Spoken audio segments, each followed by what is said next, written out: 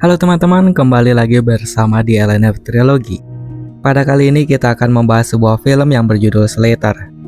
Daripada penasaran, langsung saja kita bahas. Dan jangan lupa untuk subscribe biar nggak ketinggalan video-video lainnya.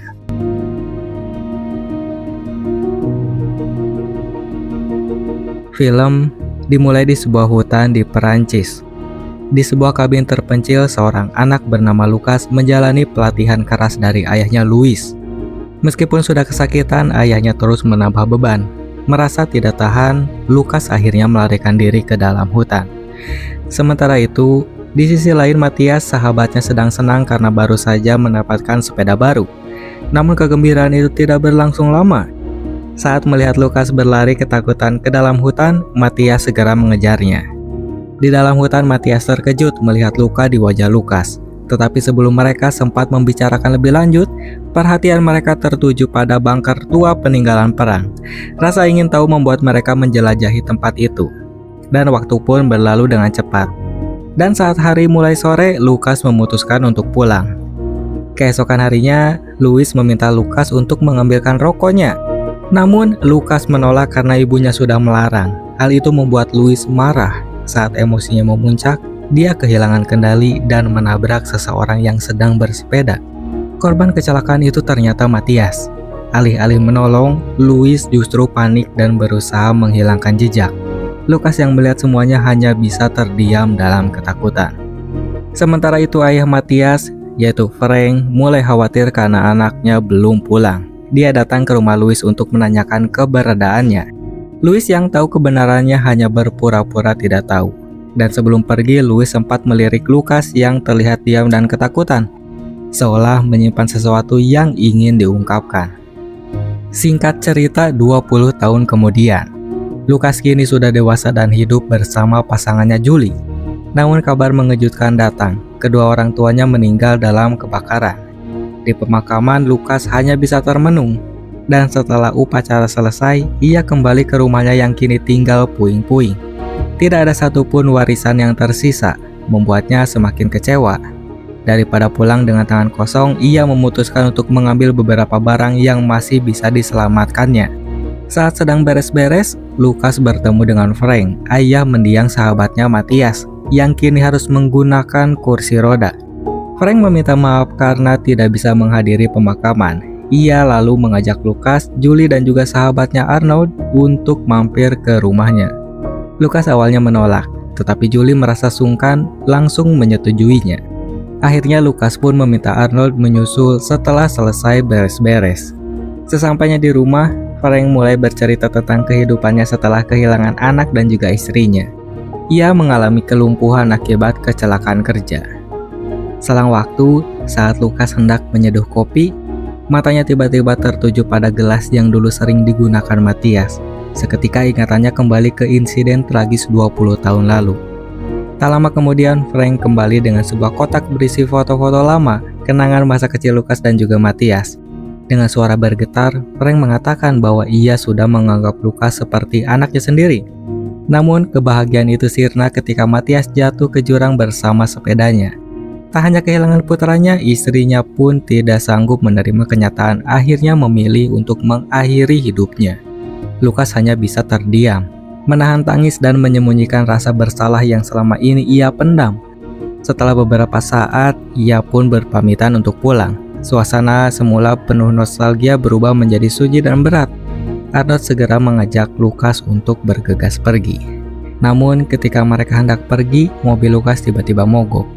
Frank menawarkan untuk menelpon montir, lalu kembali dengan kabar bahwa montir baru bisa datang esok harinya. Tak ingin membuang waktu, Arnold mencoba memperbaiki mobil sendiri. Ia menduga masalah ada pada selang radiator yang putus, lalu meminta Frank mencarikan selang pengganti. Tanpa curiga, Arnold mengikuti Frank ke bengkelnya. Namun semua itu hanyalah tipu muslihat. Frank diam-diam telah merencanakan sesuatu. Tak lama setelah itu, Lucas melihat mobil Frank pergi dengan seseorang yang ia kira adalah Arnold. Ada sesuatu yang terasa janggal menurutnya, sehingga ia dan Julie segera mendatangi Frank untuk menanyakan keberadaan Arnold. Dengan wajah tenang, Frank menjelaskan bahwa dia meminjam mobilnya untuk membeli selang radiator. Lukas masih merasa ada yang aneh, tetapi memilih untuk mempercayainya. Ketika menjelang sore, Arnold tak kunjung kembali. Frank menyarankan agar Lukas dan Julie beristirahat di kamar tamu. Saat malam tiba, Lukas kembali dihantui bayangan Matthias. Kali ini lebih mengerikan dari sebelumnya. Namun rasa takut itu tak cukup kuat untuk mengusik Julie dan juga Lukas, yang justru larut dalam kebersamaan mereka meski masih menumpang di rumah orang. Saat Julie tertidur, Lukas diam-diam keluar rumah. Pikirannya kacau, dihantui penyesalan atas keputusan bodohnya di masa lalu, membantu ayahnya menyembunyikan kejahatan.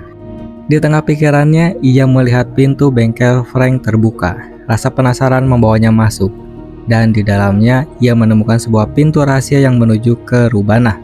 Namun, sebelum ia bisa menyelidiki lebih jauh, langkah kaki terdengar mendekat. Dengan cepat, Lukas bersembunyi. Frank masuk ke dalam, memeriksa sekeliling dengan tatapan tajam. Tanpa Lukas sadari, Frank sudah mengetahui gerak-geriknya sejak awal. Di dalam basement, Lukas ternyata menemukan kedua orang tuanya yang disekap. Antara syok dan juga lega, dia mendekati mereka, tetapi langkah kaki kembali terdengar. Sementara itu Julie yang terbangun segera mencari Lukas. Dan saat memasuki bengkel, Julie justru menemukan rancangan alat penyiksaan yang tampak seperti jebakan maut. Namun yang lebih mengejutkan adalah kenyataan bahwa kelumpuhan Frank hanyalah tipu muslihat. Kini Lukas dan keluarganya terjebak dalam permainan yang telah disiapkan oleh Frank. Dengan wajah penuh kebencian, Frank akhirnya mengungkapkan kebenaran yang selama ini ia simpan. Kematian Matthias bukanlah kecelakaan biasa menurutnya. 20 tahun lalu, Frank melihat kayu yang ia bawa menggelinding ke kolong mobil Louis, ayah Lukas. Di sanalah ia menyadari sesuatu yang mengerikan. Tali sepeda Matthias tersangkut di bawahnya. Saat itulah Frank sadar bahwa Matthias tertabrak oleh Louis. Kini Frank percaya bahwa keluarga Lukas harus menerima hukuman. Di tengah persiapan permainannya, Frank mendengar suara Julie. Ia segera mengambil senjata dan mulai memburu Julie yang panik berusaha menelepon bantuan. Meski jaringan di tempat itu hampir tidak berfungsi. Napasnya memburu, tubuhnya gemetar saat melihat Frank berdiri di hadapannya. Sementara itu di basement, Louis justru menyalahkan Lukas atas semua yang terjadi. Amarah Lukas lalu memuncak. Baginya semua ini berawal dari kelalaian ayahnya di masa lalu. Louis hanya bisa terdiam, menyadari bahwa kesalahannya telah membawa mereka semua ke dalam mimpi buruk itu. Saat itu, Linda hampir tak kuat lagi memegang tali yang menahan tubuhnya. Napasnya tersengal, tangannya mulai gemetar. Di bawahnya, jebakan maut Frank menganga, siap menelan siapapun yang jatuh ke dalamnya. Menyadari tak ada jalan keluar, Louis mengambil keputusan terakhir. Dengan tatapan penuh kepasrahan, ia melepaskan pegangan dan membiarkan dirinya jatuh. Tubuhnya langsung menghilang ke dalam perangkap mematikan itu. Linda menjerit histeris, menyaksikan suaminya tewas di depan matanya. Namun Lukas tak ingin kematian ayahnya sia-sia. Dengan cepat ia membantu ibunya melepaskan pengekang di kakinya. Keduanya berhasil kabur, tetapi Julie masih dalam bahaya. Lukas bergegas mencarinya, tepat saat Frank hendak menghabisi Julie.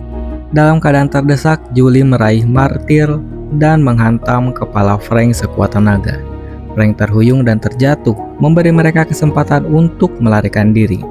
Namun situasi semakin kacau. Frank bangkit kembali, amarahnya semakin membara.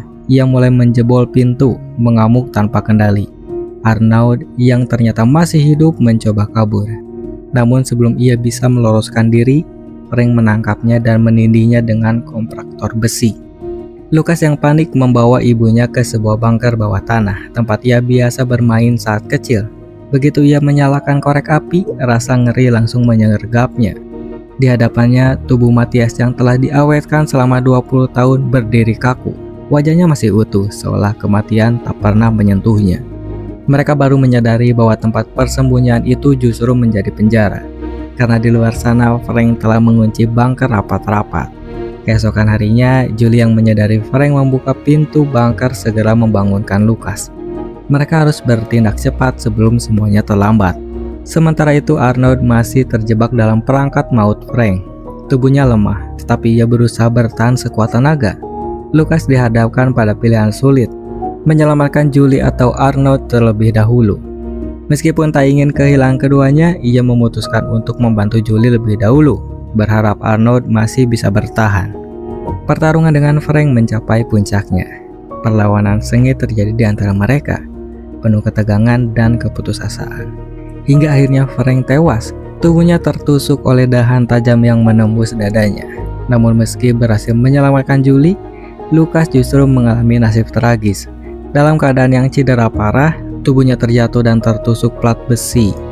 Darahnya mengalir deras, napasnya semakin melemah hingga akhirnya ia menghembuskan napas terakhir. Dan tak lama setelah itu, petugas keamanan tiba di lokasi. Mereka segera mengevakuasi para korban dan mengumpulkan jasad yang berserakan. Dari semua kekacauan itu, hanya 2 orang yang berhasil selamat, Julie dan juga ibunya Lucas, yaitu Linda. Dalam keheningan yang menyakitkan, Julie hanya bisa menangis saat memegangi perutnya. Rasa kehilangan bercampur dengan kenyataan baru yang menghantamnya. Malam ia habiskan bersama Lucas sebelum semua ini ternyata telah membawa kehidupan baru di dalamnya. Dan dengan itu, film pun berakhir. Terima kasih untuk kalian semua yang masih menonton sampai akhir. Jangan lupa untuk subscribe, like, dan juga share. Sampai jumpa di video lainnya. Wassalamualaikum warahmatullahi wabarakatuh.